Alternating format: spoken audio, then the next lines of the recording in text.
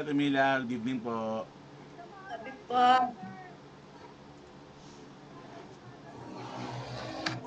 Tignan po natin yung iba. sige po.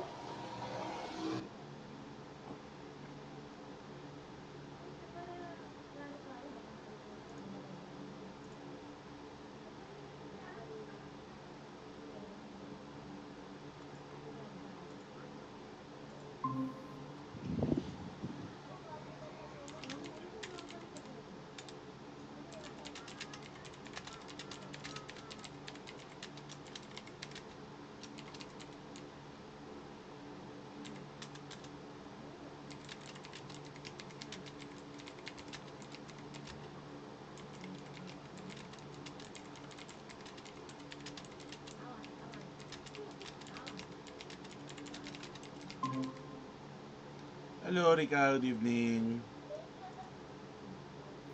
Hello, good evening, good evening. Wait lang natin yung iba ha.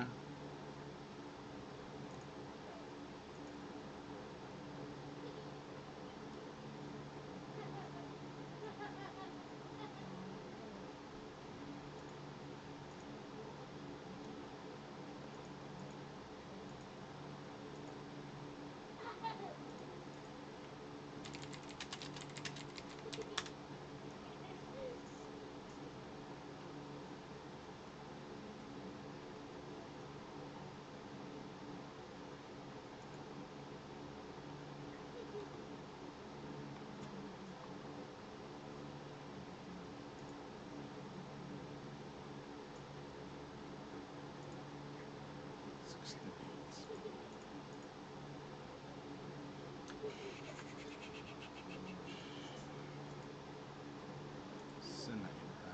Where are the others?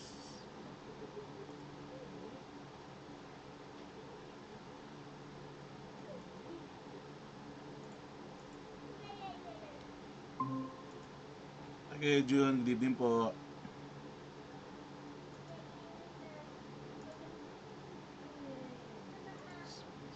Okay, start na siguro tayo.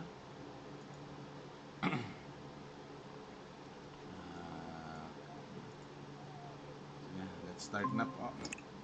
Ayun, good evening, Mami. Hello, good evening. Okay, tayo po ay magsimula na.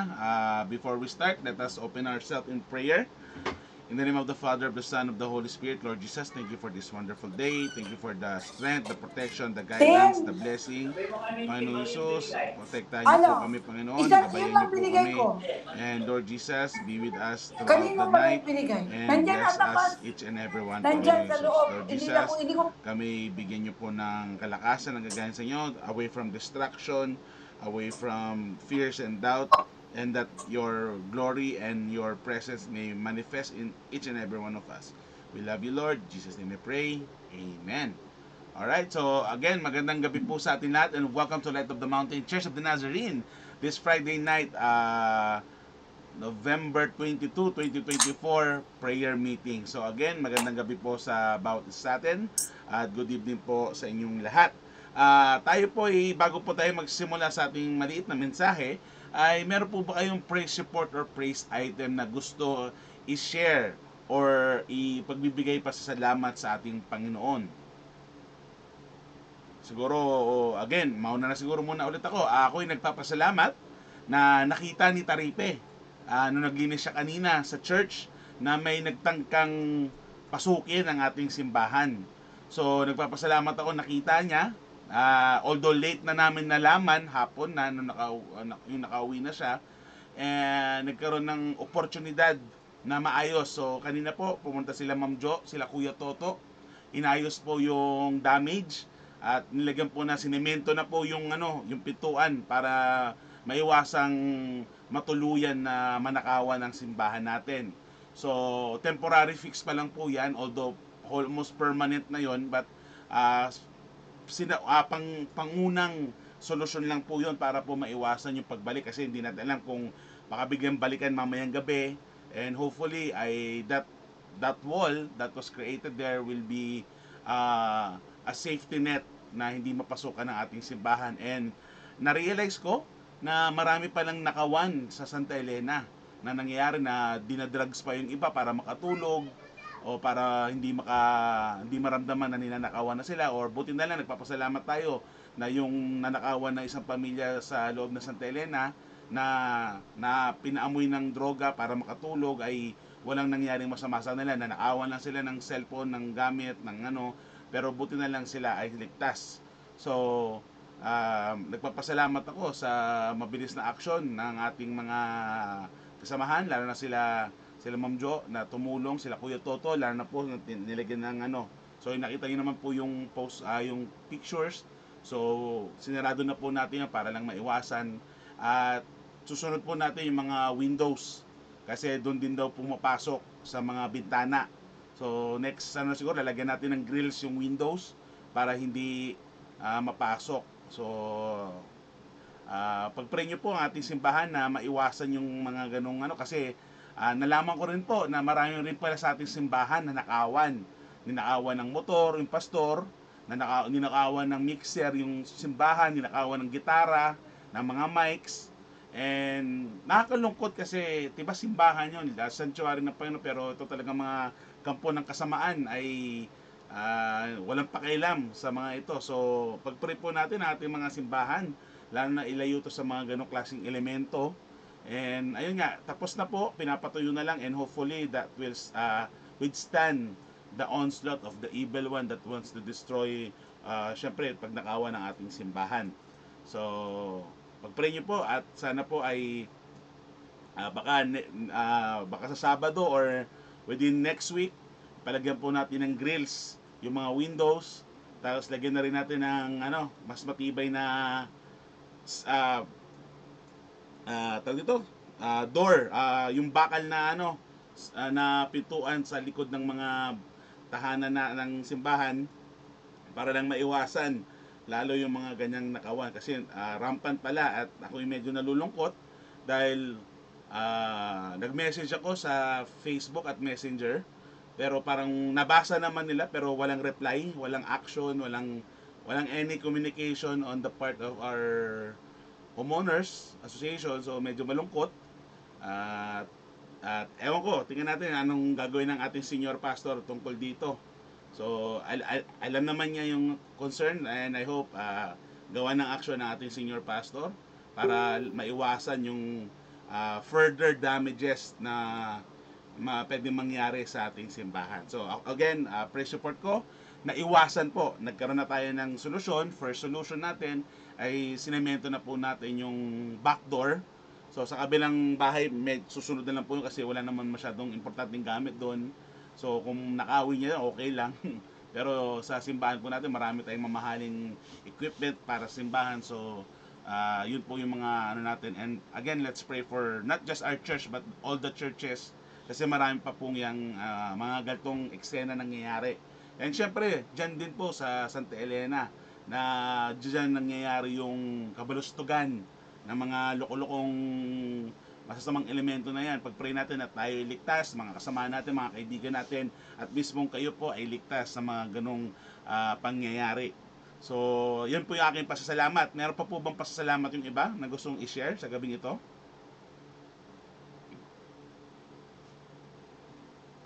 May gusto po ba mag-share ng kanilang praise report or thanksgiving? Okay, isa pa po sa akin, pahabol ko po. Sige po, Kuya John. Yes po. Meron kasi kaming dati naging transaction na pasalamat ako sa Diyos na in-honor naman nila yung kanilang commitment at saka yung kanilang obligation. So, kasi dati, meron kasi kaming parang choice na kasi hindi na honor yung dating usapan na one time lang yung bigayan. So, nakiusap na several payments. So, anyway, I prayed for wisdom kung ano maganda. Kasi may isang lawyer na sinabi, sampa ng kaso, may isang lawyer naman nagsabi na wag. So, siguro i-mention ko rito, yung lawyer na nagsabing ituloy yung kaso, family friend. Yung isang lawyer na nagsabi naman na wag ituloy yung kaso, just go on with the yung mutual na lang, agreement na extend yung period. Gusto kong bigyan ng recognition si Pastor John Ray dahil binigyan niya ako ng isang advisor na sinunod ko, no? Na sabi nga, when you ask for wisdom, God will give it to you. So I believe na binigyan tayo ng wisdom ng Panginoon. That's why hindi naman dumaan sa masalimuot na proseso, kundi ika nga, maganda ang hinahinatnan. So, tuloy lang nila yung kanilang ginagawang obligation. Kasi kung di nakapasa to, maaaring ibang naging turnout. So, I praise God for the wisdom at saka yung God moves really, no? Na give everything to God and He will be the one to take care of it. Yun ang maganda nangyari dito. Okay, maraming salamat Kuya John. Praise be to God for wisdom. Talagang when we ask, God will give us wisdom. Tama po yun. Maraming salamat po Kuya John for sharing your praise item this evening. Okay, tayo po idadako ngayon sa ating mensahe. Meron pa po bang gustong humabol? Gusto mag-share na kanilang praise report? Okay, kung wala na po ba? Okay, kung wala na po, tayo po ay bumaka na sa ating mensahe sa gabing ito. Tayo po ay pupunta sa Luke chapter 9 verse 23. At may I also encourage you at sa pagdating po ng December, subukan po natin basahin ang buong Luke kasi ang Luke po, Gospel of Luke. Kung papansin niyo po ang Gospel of Luke, wait lang po ang Gospel of Luke po kasi is hanggang ano ba to? Ang Gospel of Luke ay hanggang 24. So, kung babasahin po natin one chapter a day for December, magtatapos po tayo sa December 24. At napakaganda ng pasok ng Christmas natin kasi natapos natin isang book ng Bible, diba? So, naalala nyo po yung Jonah, yung last message ko nung dati. Tinapos natin yung isang book of Jonah, diba? Ngayon, challenge ko po sa inyo, mga kapatid, is sa December, starting December 1 until December 24, or kung gusto nyo, December 2 to December 25, ay matapos natin yung Book of Luke. And maganda po ang Book of Luke. And kilala nyo naman siguro si Luke, diba? Doktor. So, yun po ang isa sa mga challenges ko sa inyo sa December. So, pasok po tayo ngayon sa Luke chapter 9 verse 23. At ang sinabi po dito, then he said to them, whoever wants to be my disciple must deny themselves and take up their cross daily and follow me. Yan po ang ating pag-uusapan sa gabing ito. And let us remember this time na ito pong Luke na ito is, ang gusto pong sabihin dito ng atin is to take up our cross daily means surrendering our desire, walking in obedience to God's will. So, medyo, to be honest po be honest kasi ano naman tayo mahirap po talagang to deny yourself. Diba parang contradicting na you love yourself, be kind to yourself, tapos may sasabihin deny yourself. Actually, it's not contradicting. Yung deny yourself po kasi is may ibang meaning sa meaning na ibinibigay natin ngayon. But pasok po tayo doon sa taking up your cross daily. It means we should and we have to surrender our desire, walking in obedience to God's will and trusting Him in all things. It's called to a life of purpose, sacrifice, and faith. So, bilang isang Kristiyano po, ay dapat po, lalo na pag gusto natin sumunod sa Panginoon. Tandaan nyo po, may kwento to, diba? Kung maalala nyo, may isang rich man na pumunta kay Jesus. Gusto niya sumama, to follow Jesus. Sabi niya, Rabbi, or teacher, how can I follow you? Ang sinabi ni Jesus, diba? Iwanan mo lahat ng property mo, ibenta mo, ipamigay mo, as in talagang ano mo yung ari-arian mo kasi bilyonaryo to pero sinabi ni Jesus Christ na pamigay mo yan lahat, ibenta mo, ipamigay mo, tapos sumama ka sa akin. Pero ano nangyari? Nanghinayang siya, ayaw niya i-sacrifice. So the question now is, what is the thing that hinders you to follow God? What needs to be sacrificed in order for you to fully surrender your life to God, to give Him all the authority, and to follow Jesus. Following Jesus is never easy. I tell you now, but it's worth it, because we are just temporary human beings. Our existence into this world is just temporary. Panandalian lang po ito. Hindi po tayo magtatagal dito. Saglit lang po ito. Sabihin mong 100, 500, 1,000 years old ka pumunta dito.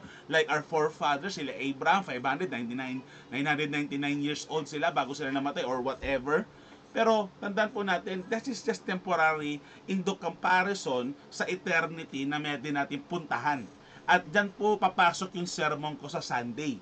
So, are you willing to enjoy now? To bahala na si Lord, wala akong pakialam sa kanya, mag-enjoy muna ako. Temporary happiness against yung eternal happiness or the eternal joy against eternal damnation sa hell. So, again, bakit ko sinasabi to? Wala po akong pinapatamaan, wala po akong ano, but ito yung kailangan marinig ng simbahan eh. Let's stop the prosperity gospel. Let's stop the mga message na wala namang kaano-ano sa faith natin, sa Christian living natin. Kailangan natin yung hard truth. And sabi nga sa Bible, the truth shall set you free. So kailangan natin alamin, intindihin, ipamuhay at ipamuhay at i-share yung ating mga natututunan. And I think Luke chapter 9 verse 23 tells a lot if you want to follow Jesus. So again, taking up your cross daily means surrendering our desire, walking in obedience to God's will, and trusting Him in all things. It is called to a life of purpose, sacrifice, and faith. May our prayer meeting tonight renew each one of us to strengthen, to embrace the daily journey in Christ Jesus in our life. So, meron po akong bibigay sa inyo na 3 points sa gabing ito. Kung may notebook po kayo, better po na may notebook kayo. At kung magaling kayong mag-alala, then that's better. Now, again, the verse is, whoever wants to be my disciple must deny themselves, take up their cross, daily, not every Sunday only, but daily, and follow me. Number 1 point natin is deny yourself. Let go of selfish desire and surrender to God's will. It's a daily decision to put Him first. Every single day po, araw-araw po, is we have to deny ourselves to those selfish desires. And to be quite frankly honest, medyo ako po ay tinatamaan dito kasi marami po akong desires. Hindi naman siguro desires of the flesh, but marami po akong desire kasi tandaan nyo po, ay collector din ako. So marami akong hino-hoard or marami akong tinatago, and most of the time it goes out of hand. And minsan nakakatakot yung mga bibili tayo, diba? Pag gusto natin, gusto ko to. Bili lang tayo ng bili. So when I say deny yourself is you have to have self-control. So, let go of selfish desire. Ano ba yung mga selfish desires na ito? What hinders you to follow God? What hinders you to grow? What hinders you to read your Bible? What hinders you to pray every day? What hinders you to share the word of the Lord? Nahihiya ka, mahiyain ka, hindi mo lamang sasabihin mo, hindi mo lamang gagawin mo, wala akong talent. Hindi po yun reason na sabihin natin na ayaw mo na mag-serve, ayaw mo na to follow God. Nandiyan naman si Pastor, nandiyan naman sila Ma'am Peli, nandiyan naman sila Kuya Jun, nandiyan naman sila Rica, nandiyan naman sila Ronald, nandiyan naman yung mga magagaling kumanta, mga masisipag, mayayaman. Hindi po yun reason para hindi to follow God. It is dapat nga mas nagiging energized tayo na nagkakaroon tayo ng, gusto ko rin mag-serve kay Lord. Gusto ko rin to share the gospel kahit na kanino. Lord, Ma'am Peli, Pastor Mickey, Pastor John Ray, gusto ko pong matuto mag-share ng gospel sa ibang tao. Mahiyain ako, wala akong talent, but I am willing. Yan yung importante. Yan yung kailangan natin eh. Hindi natin kailangan ng magaling na tamad. Ang kailangan natin, kahit tamad ka, pero willing ka. Kasi gagaling ka din. Paano pa kung magaling ka na, tapos willing ka pa? So again, we have to deny ourselves. It is a daily denial. Dinideny mo yung sarili mo. Bakit? Kasi inuuna mo at itinataas ang pangalan ng Panginoon. Hindi pangalan mo. It's not your achievement. It is not your credentials, but the credential and achievement of the Lord, what He did on the cross, on Calvary, when Jesus Christ died for our sins, and His blood was shed so that we may have eternal life with the Lord and a reconnected relationship with God the Father. So denying ourselves means to let go of selfish desires and to surrender. When I say surrender, hindi po pwede to surrender na 10%. When I say surrender, this is 100% total surrender. And I know it is very hard to surrender 100% to God unless you believe and have faith and trust God fully. But how can you believe and trust God fully if you don't know who God is? That is why, brothers and sisters, let me tell you again, it is very crucial to read our Bible daily. Sabi sa Bible, meditate it day and night. Namnamin mo as you eat. Namnamin mo, lasahan mo.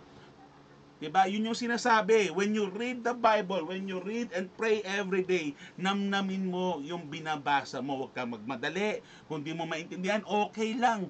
Balikan mo. Pag hindi mo pa rin maintindihan, okay lang. Balikan mo. Pag hindi mo pa rin maintindihan, pwede mo kaming kausapin. Ako, si Pastor Jane, si Kuya Jun, si Mami, pwede nyo kausapin para lang to help you understand what the Bible is saying. Ang importante po is we don't just read the Bible for the sake of reading kasi sabi ni Pastor Mickey kailangan ko daw basahin. No, read the Bible because you want to learn who God is, because once you learn who God is, there's no deceit, there's no lie that Satan can ever destroy your faith to the Lord. Ako medyo emotional akong tao. To be honest, I'm an emotional human being. And mabilis akong masaktan, mabilis akong ma-hurt, mabilis akong ma-insulto.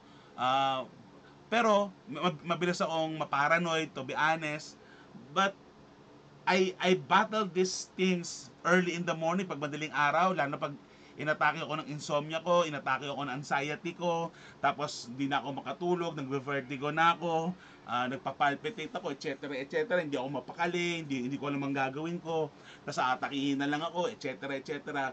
I battle these things, hindi naman araw-araw, but frequent. I battle these things. But I praise the Lord na naaalala ko sino ba yung Panginoon ko. It's okay to fail. It's okay to be hurt. It is okay to feel sad. Ang hindi okay is magiging nandun ka na lang at di ka naaalis. Kaya nga we have to deny ourselves. When I say deny yourself, you have to surrender it to God.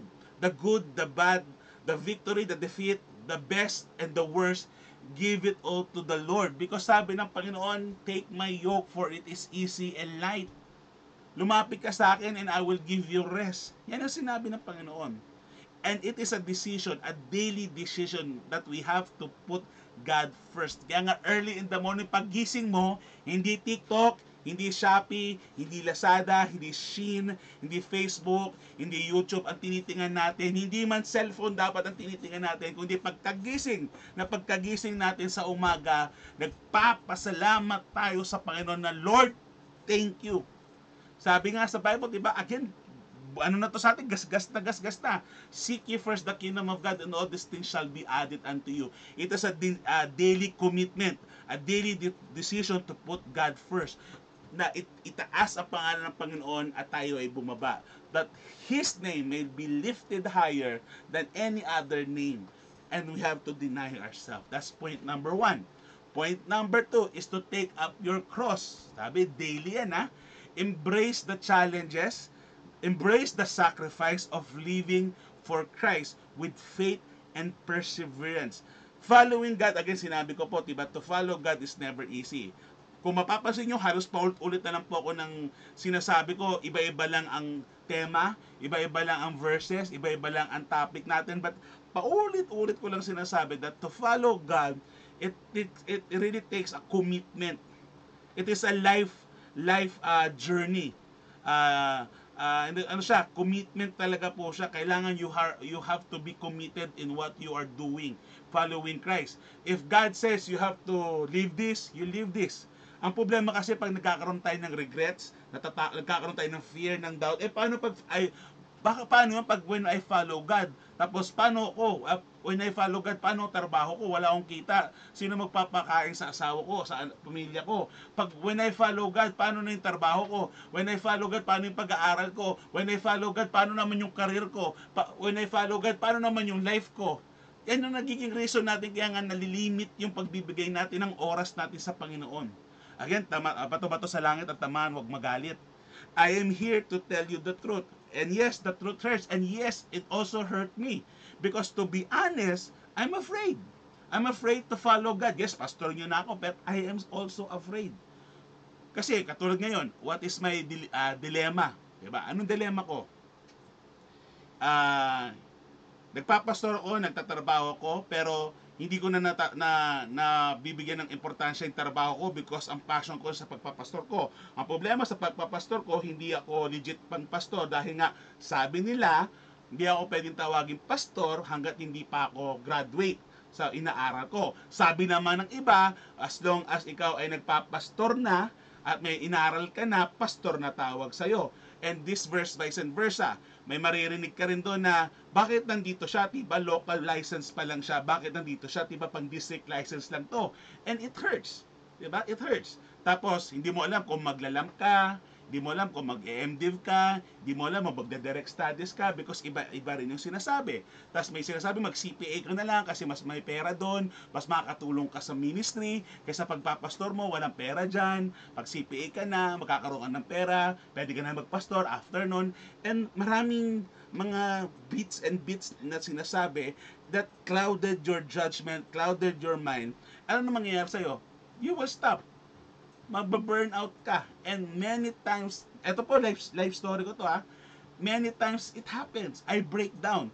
Wala akong makausap kasi sa pamilya ko, wala nakakaintindi sa akin, walang umiintindi sa akin, walang tumutulong sa akin. Sasabihin lang, OA mo, yan lang ang problema mo, dali-dali lang yan, blah, blah, blah, blah, blah. And all these things sticks up, builds up, and weigh us down. So, anong nangyayari? I break. Umiiyak ako sa Panginoon, Lord, ano ba talaga? If you called me to be a pastor, bakit binibigyan mo ako ng mga ganitong challenges? Bakit hindi ako maka-enroll? Bakit ayaw ko pa-enrollin? At kung pastor naman ako, bakit bigyan na lang may mangyayari sa office? Kailangan ganito, sasabihin ako, hindi ka talaga pastor, hindi ugali mo pastor, pag pastor ka, kakainin ka ng buhay ng mga tao, so members ng church mo. Ang dami, and it hurts. It hurts. Tapos di mo na alam ang decision mo because ang nangyayari is you let people dictate your decision na lang. Kasi ang nangyayari, imbes na my decision dapat to the Lord, ang nangyayari, your decision will be my decision for the Lord. And hindi mo na alam ngayon na mangyari. That's why we break. That's why we fail. And it's okay. It's okay to cry to the Lord because sabi nga, in our weakness, His strength is made perfect. Ang hindi okay, if we stay onto that failure stage. Ang kailangan, after we fail, after we cry, we stand up and we work again. Pero, diba, that is carrying our cross daily. There is challenges every day. There is sacrifices every day. And sometimes, hindi mo na makita yung daan. Hindi mo na marinig, hindi mo alam ang dadaanan mo, ang dilim, hindi mo na nawawala ka na, naliligaw ka na, but trust in the Lord. Steady ka sa path mo. Tandaan natin that the narrow path is the path to the Lord rather than the wide path na punong-puno ng temptasyon will lead us to damnation. Take up our cross. Christians, we should take up our cross. Kung nasaan ka, you share the word of the Lord. If you're nasa kalsada ka, share the word of the Lord. If nasa corporate world ka, share the word of the Lord. Kung may ride ka, may kaibigan ka, kumakain ka, hanggang sa meron kang pagkakataon to share the word of the Lord. Share the word of the Lord because hindi mo alam, baka ikaw yung hinihintay ng tao na yon na magbago na kanyang buhay dahil nag-share ka ng salita ng Panginoon. And it is us carrying the cross daily for living in Christ. In our faith, in our perseverance, in our trust. It's not easy. Sino ba gusto magpastor? To be honest, sino ba gusto magpastor? Lalaitin ka, nilalait ka, di ba? Minamaliit ka, problema ng iba, walang nakikinig sa'yo, tapos konti lang yung nagpa-participate, konti lang nakikinig. Tapos, wala nagpipray sa'yo. Diba? Ang sakit eh. Tapos, puro problema nila. Problema, kailangan ayusin. Nagkaroon problema, kailangan ayusin. Iba-iba rin yung strength natin. Iba-iba rin yung gifts natin. And, minsan, diba, sino bang gusto magpastor? Wala nga akong sahod sa pagpapastor natin sa church. Ilang taon na ako dyan eh. But, ang ibig ko pong sabihin dito, it's not easy to follow God. Kahit hindi ka pastor, kahit regular, kahit na disciple ka lang, kahit hindi ka pastor, kahit leader ka lang, kahit member ka ng church, pare-parehas tayong nahihirapan. Now, this is the different. Yung trust natin sa Panginoon as we take up that cross. Are we katulad ni sino ba yung sino sa inyo nakakalala who walk on water?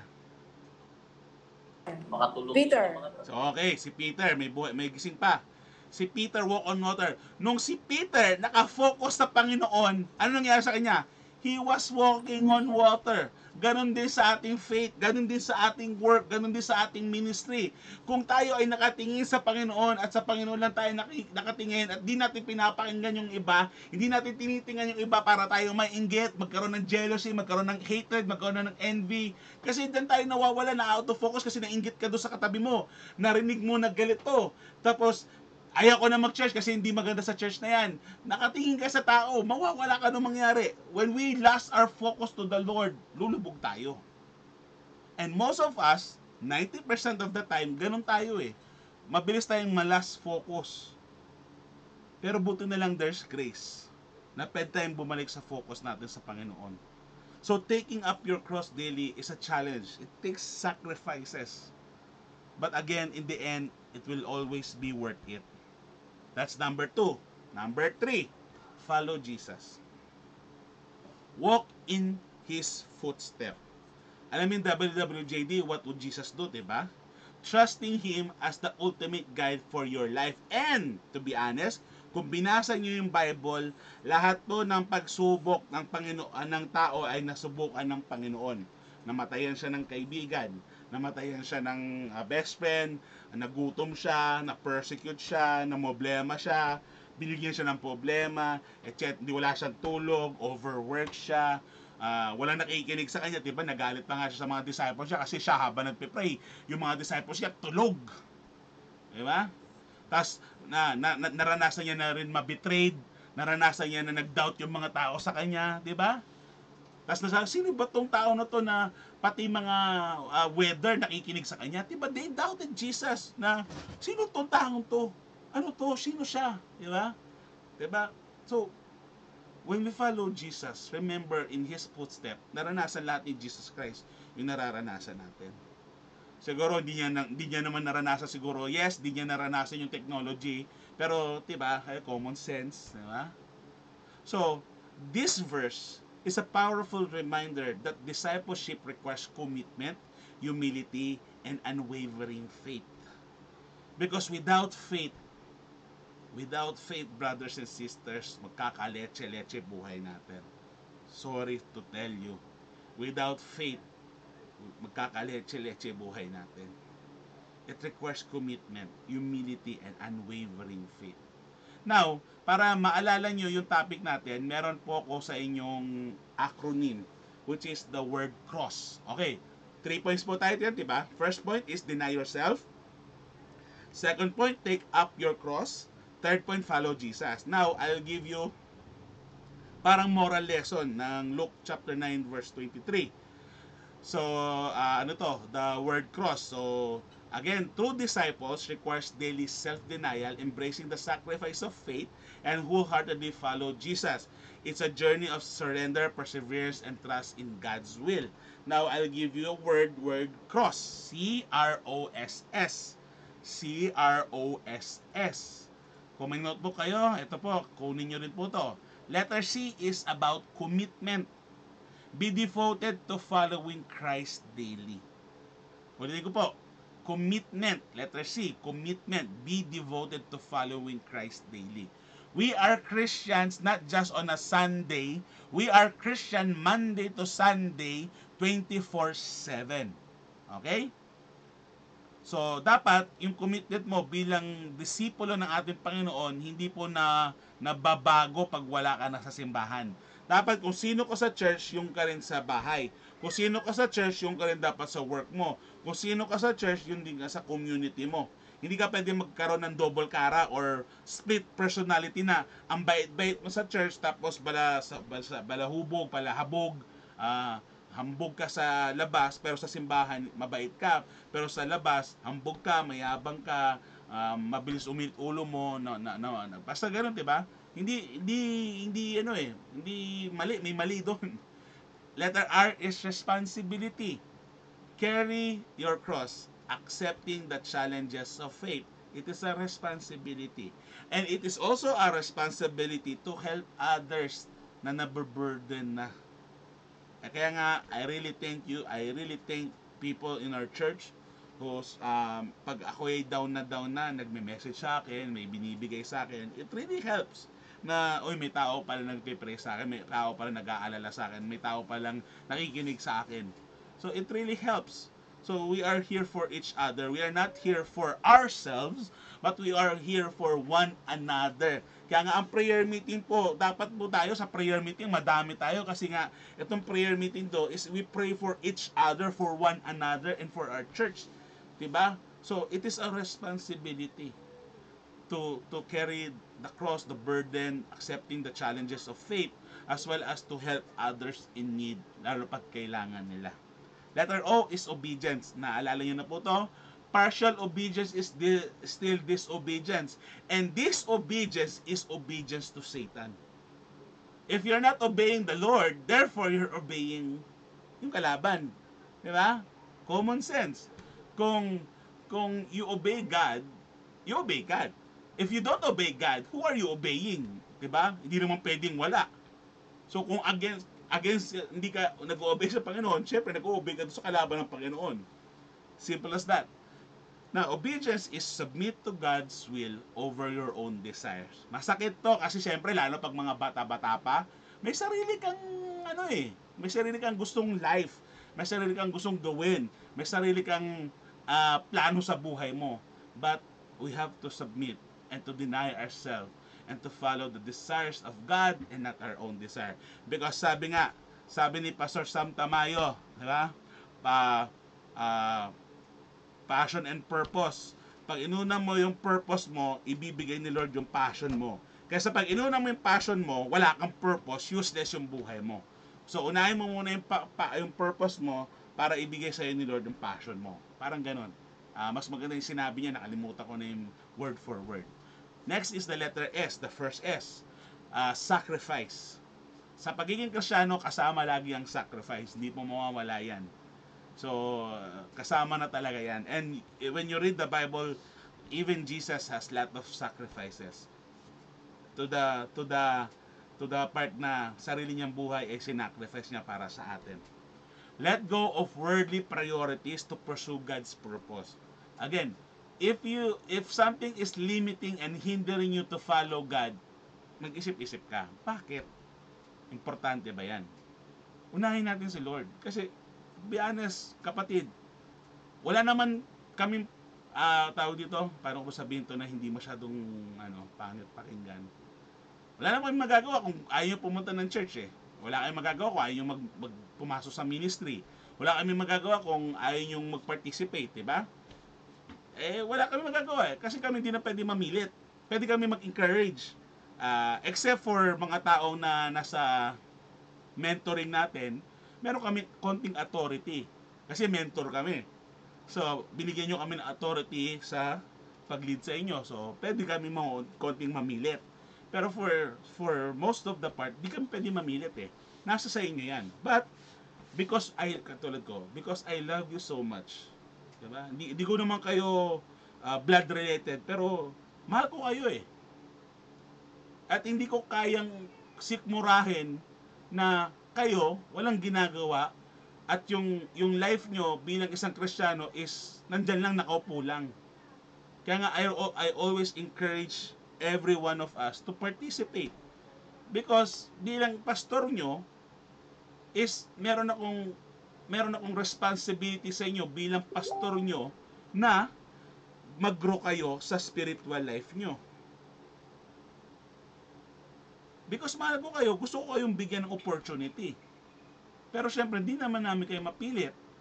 Kung late ka pupunta sa church, kung pupunta ka man sa church, kung pupunta ka sa mga ministries natin, kung late kang pupunta ng ministry, hindi natin mapipilit yung tao eh. Pero kasi nga, mahal namin kayo, mahal ko kayo.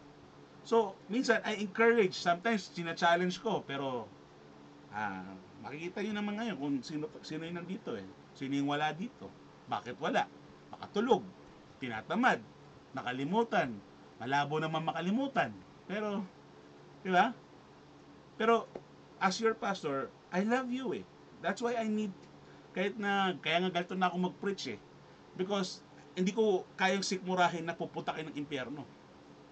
Kahit masakit, sasabihin ko, para malaman nyo. Ay akong magkaroon ng pagkakataon na nag-rapture na, tapos ako nandoon, kayo nandoon sa baba. Or vice versa, kayo nandoon sa taas, ako nasa baba. Ayoko naman mangyari yun. Gusto ko, lahat tayo magkasama sa taas. That's why I encourage you to participate. Okay? Kung mali ka, okay lang mali. Basta pumunta kayo. Pero syempre, nasa discretion niya yun kung bakit ka malilate eh. Again, sacrifice. You know, it is really not easy. Ulitin ko yun. It's not really easy. But again, it's worth it eh. Kasi temporary lang tayo dito eh. Hindi mo man makuha yung reward mo dito sa mundong ito, makukuha mo yung reward sa langit. Pero syempre, wag naman yun yung magiging purpose na, kasi gusto ko makuha yung reward ko sa langit. Wag naman ganun. It takes sacrifice. Let go. Let go of some things. Diba? Parang I'm preaching to myself kasi dami kong ginagawa eh. O, sasabihin sa akin ng iba, wala namang ginagawa sa opisina. Yes, kasi nga busy ako sa purpose ko bilang maging isang pastor. At ako, to be honest, nahihirapan talaga ako sa mga subjects ko. Lalo na sa Greek. And mag-e-exam na kami next week, so final exam. Woo. But I want to pursue because I love God. I love the church. Mahal ko kayo. Next, last but not the least, the last S is submission. Trust and depend on Jesus as your guide. Submission is very hard if there's no humility in your life. I learned that the hard way. Kahit di ko gusto, kahit hindi ko trip, kahit hindi ko ano yung leadership or pamumuno, but I have to submit. Kasi wala, ganun talaga eh. I have to submit. For now. And to the end, kailangan ko to submit. Bakit? Because my submission, ang tawag dito? What the term, nakalimutan ko yung term. My allegiance is not on human being, my allegiance is on Jesus. So, ang allegiance ko hindi sa tao, ang allegiance ko sa Panginoon. And if I need, kailangan ko mag-submit, I will submit for God. Because I love God. So tayo, ganun din tayo, we have to submit to God. And paano tayo magsasabit sa Panginoon? When there is humility, there is trust, and we have this deep connection sa Kanya na we can depend on Him to be our guide. So when I say submission, is you giving full authority sa Panginoon. And yan yung cross. So cross is commitment, responsibility, obedience, sacrifice, and submission. So, again, balik tayo sa Bible verse natin.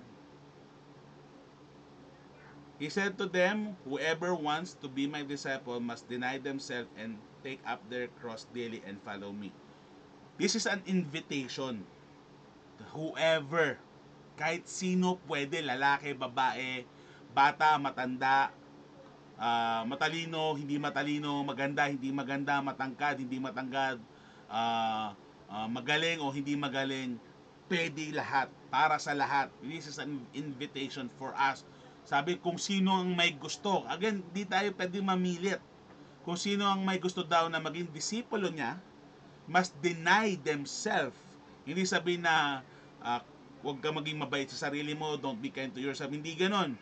You have to deny yourself sa mga worldly things, sa mga worldly desire mo, and let God's purpose and passion into your life overflow and take up their cross.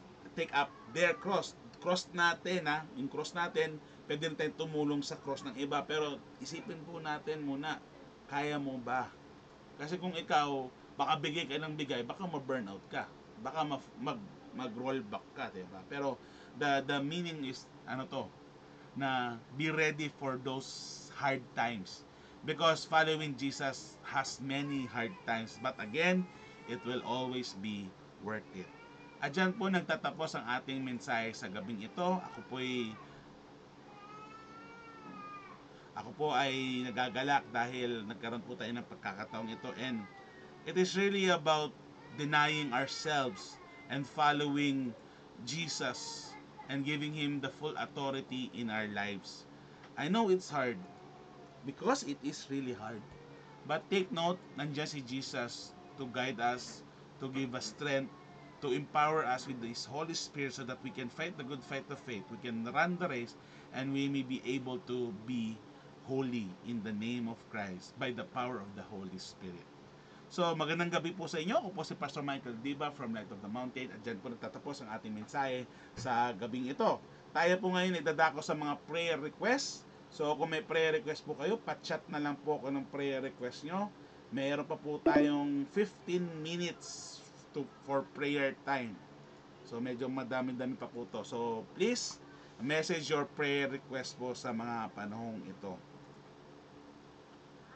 So, dismiss. Kay Ate Chris, meron na. Timila, Faye, Mama, Papa, Mami, Rika, Kuya Jun, si Leng nawala. Ano prayer request ni Leng?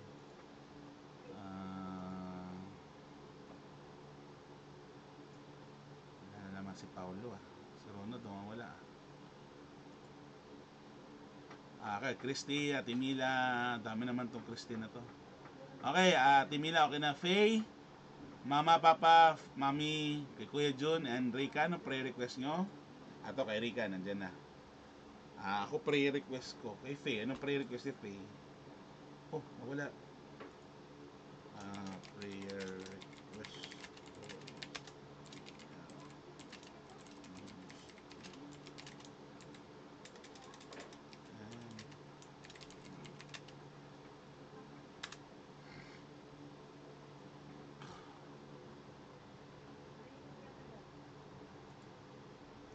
Okay, sino ba to? Si Ate Chris, si Ate Mila, si Rika, si Kuya Jun, ako. Si Faye wala pa, si Mama, Papa wala pa, si Mami wala pa. Nawala si Leng, pati si Rika. Okay, sige. Okay. Prayer request nyo po.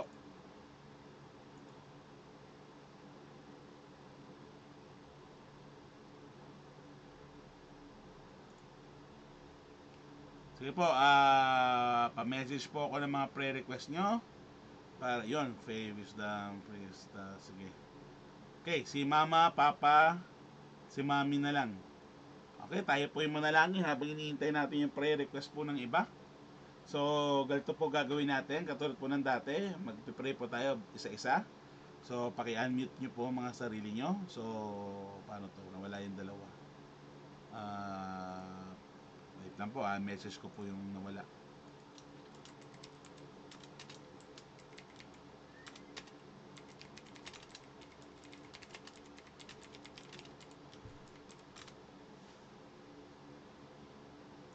Alright, sige. Ato Feli. So, Mama, Papa, prayer request na lang po. Wala daw si Papa, di siya marunong mag-type. Wala. Okay. Wala silang prayer request. Okay. Sige. Okay. Sige pa, tayo po yung manalangin. Mukhang... Wala kasi si Mercy, ako lang, hindi ako marunong mag-type. Sige po, alam ko naman po. Dati na aming prayer? Apo, daily protection, daily provision, sustaining grace, sa board exam ni Faye, kay work ni Gian, tas di Guzman family. Okay po. Thank you. Okay po. Lagay po natin.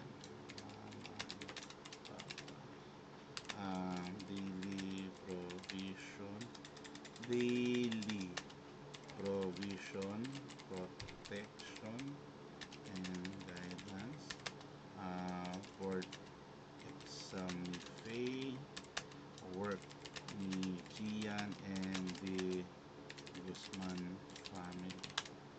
po, tayo po yung manalangin. So, nawalan po tayo ng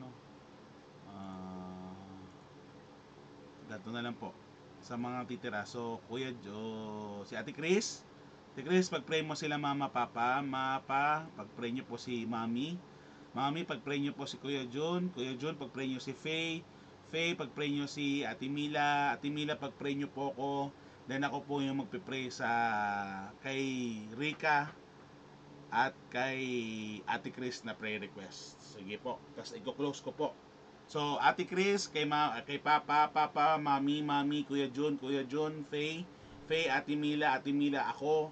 Tapos ako pagpipray ko si Rika at ganoon din si Ate Chris. So, tayo po yung manalangin. In the name of the Father, of the Son, of the Holy Spirit, Lord Jesus, may you hear our prayer this evening. Ate?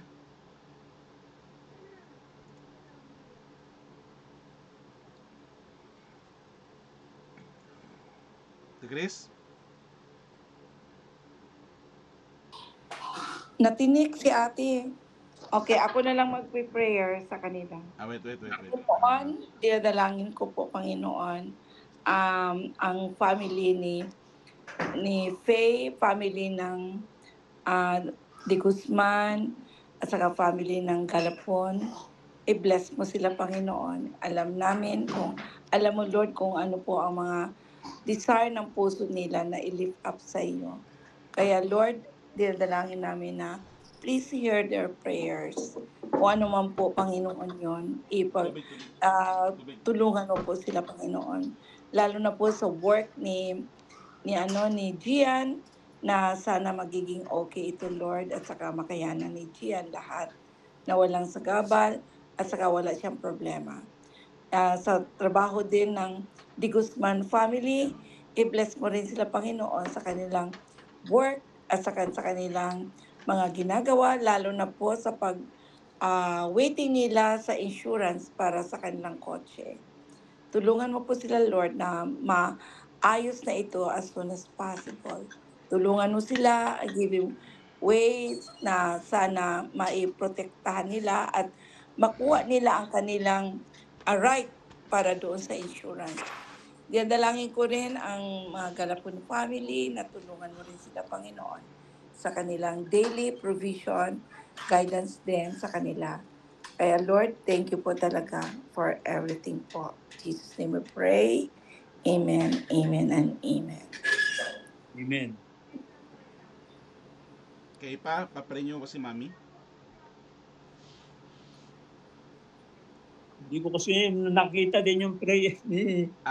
Ang prayer niya po is Brother Ed's fast recovery, health of all church Christmas party, office Christmas party, guidance from the Lord so that we may discuss the FS Fininvest, special engagement for receivable, and Sister Bing de la Cuadra and Bro Lito nasa US ngayon.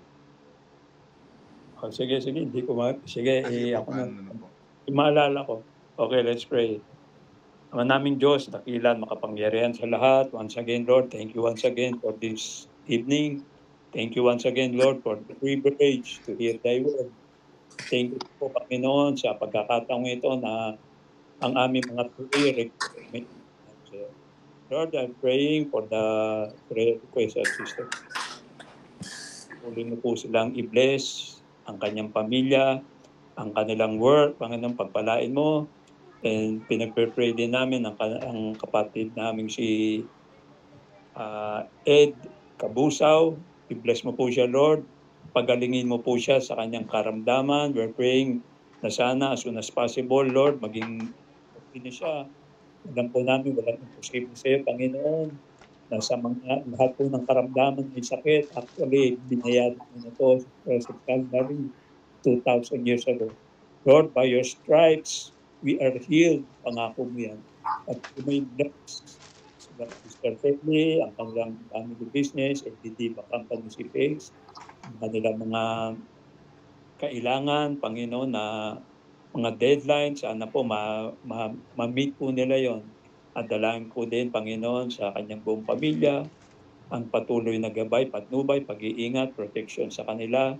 Lagi mo po silang i-lead through the Holy Spirit at patuloy mo po silang i-direct their ways and direct their paths. Panginoon, into thy hands we commit everything to you, because all these things we ask and pray in the mighty name of our Lord and Savior Jesus Christ. Amen. Amen. Me? Kay Kuya Jun? Ama namin sa langit, patuloy po kami lumalapit sa inyo at hinihiling po namin ang inyong dunong para kay kapatid na Faye na sa nalalapit niyang examination.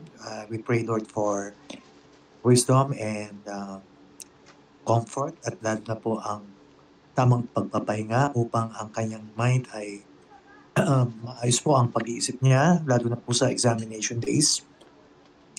Panalangin namin, Panginoon, bigyan siya ng sapat na pagtulog upang fully rested po siya at maging sa araw mismo ng mga examination.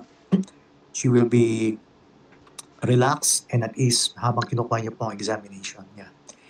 At panalangin ko po rin po kanyang kalusugan at kalakasan upang maharap niya po ng matatag ang kanyang mga gagawing pagsusulit sa mga darating na araw nito.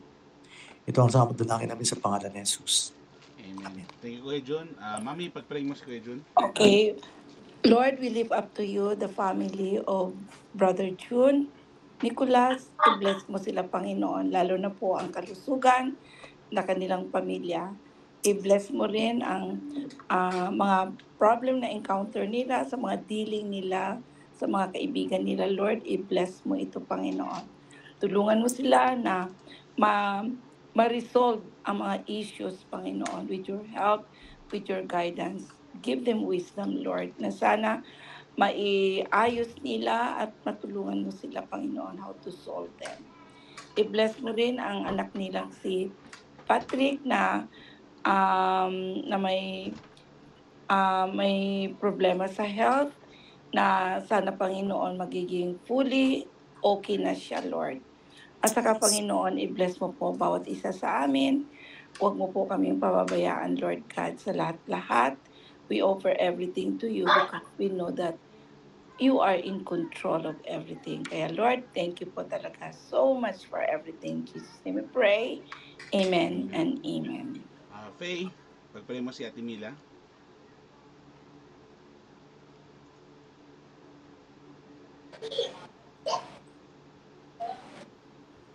Lord, we're also praying for Ate Mila's prayer request, Lord, na dalayan ko po, ingatan niyo po ang kanyang family, lalo na po yung panganay niyang anak na may sakit sa puso, Lord God, na kayo po ang kumilos sa kanyang buhay, Lord God. Dalayan ko po na ipuin niyo po ang kanyang katawan sa mga oras na ito at naway gumaling na po sana siya, Lord God. And ganun din po yung bunso niyang anak, Lord, na makaiwas sa mga bisyo, Lord God. Kayo po ang gumabay, Panginoon, sa kanyang bunsong anak, Lord. Ituwid niyo po ang kanyang landas, Lord, na naayon sa inyong kalooban, Lord. We offer everything to you, Lord God. In Jesus' name we pray, amen. Thank you, Faye. Ate Mila, pag-pray po. Panginoon, salamat sa araw na ito. Nagsama-sama kami sa prayer meeting. Hindi mo kami pinapabayaan. O ganun din sa prayer request ni Pastor Muto. Bigyan mo siya lagi sa magagandang pangangatawan. Wala siyang sakit. Ingatan mo siya lagi. Yung ng ministry mo, bigyan mo rin siya sa kalinawan niya. Ganun din sa pamilya niya, Panginoon. Sa anak niya si Aubrey, si Andre, si Mampe. Ingatan mo lagi sila. Sana wala sila sakit. Bigyan mo sila lagi sa kalakasan. Amen po. Thank you, Ate Mila. Maraming salamat po. Panginoon Jesus, maraming salamat sa gabing ito. Salamat po sa mga kasama ko na nandito na patuloy na nagsasamba sa inyo, Panginoon Jesus. Sa panahon po ito, pinagpipray ko po ang prayer request ni Rica, Panginoon. Guidance, strength, and protection, financial provision, mental stability, healthy, long life, safe family, work nila mama, kuya, ni Ate Mila at ni Kuya Ricky sa abroad and sa kanyang work. Agad din sa financial provision.